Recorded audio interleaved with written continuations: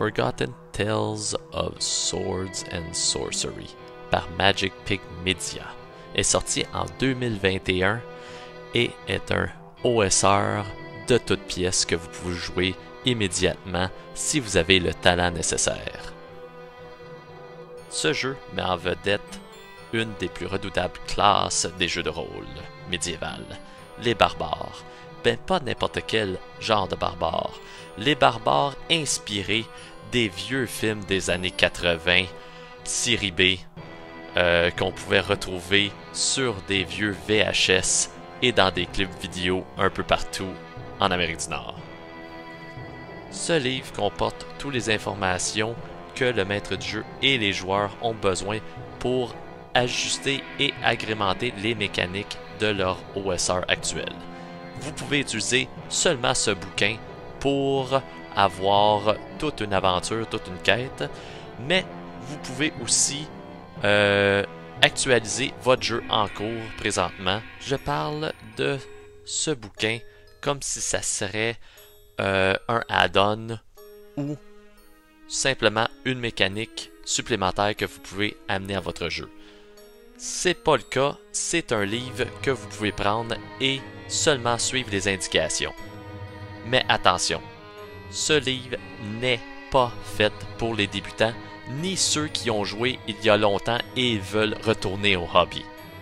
C'est fait pour des parties actuelles ou des gens qui connaissent par cœur ou très bien les règles dont les jeux des années 80 et les OSR actuels nous offrent.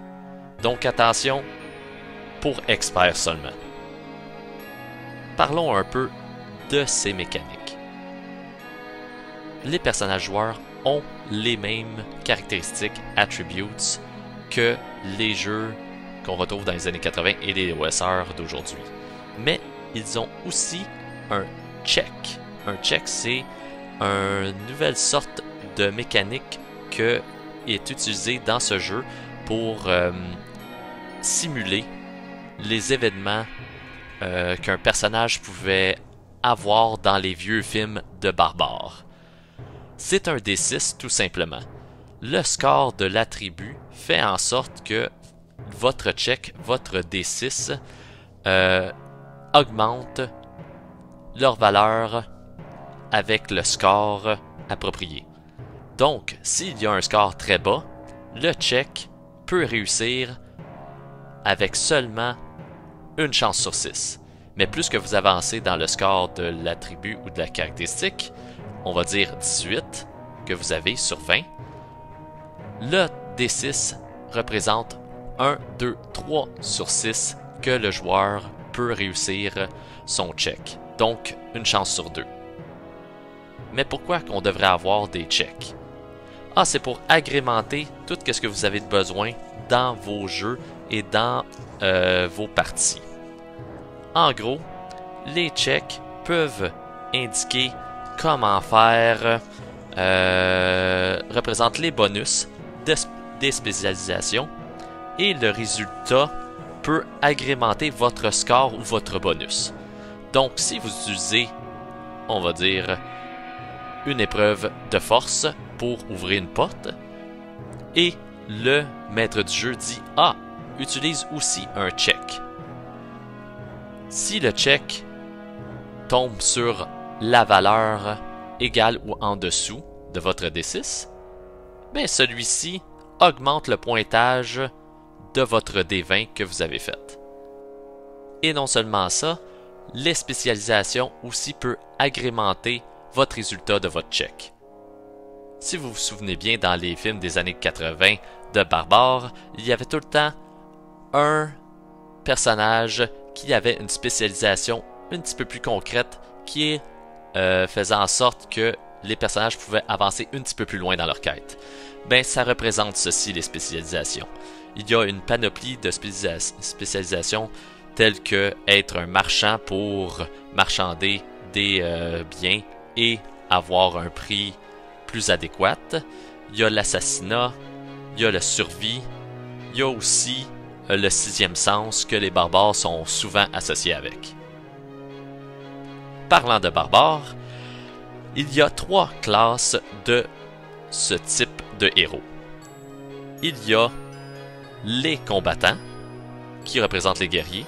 Il y a aussi les voleurs, qu'on utilise souvent dans les jeux de rôle de ce type-là. Et il y a aussi ceux qui peuvent utiliser la magie.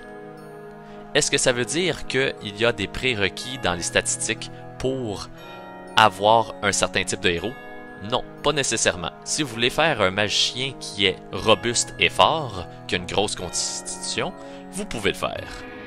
Il n'y a pas de limite, et non seulement ça, ça permet aussi aux joueurs d'avoir un peu plus de flexibilité avec seulement 3 classes.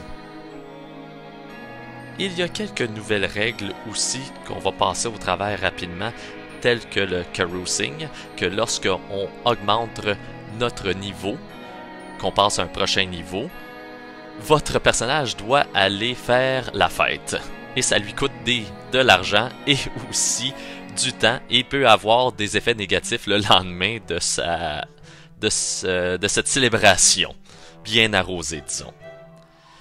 Les autres règlements, c'est à peu près les choses typiques qu'on retrouve dans tous les jeux de rôle de ce type.